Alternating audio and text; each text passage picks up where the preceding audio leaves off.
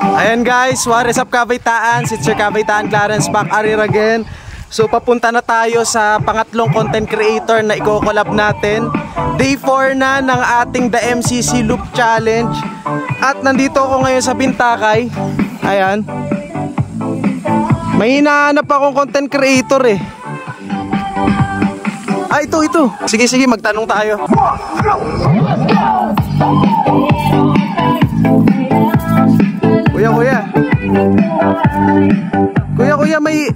Kuya, may hinahanap po kasi ako. Magtatanong lang po sana.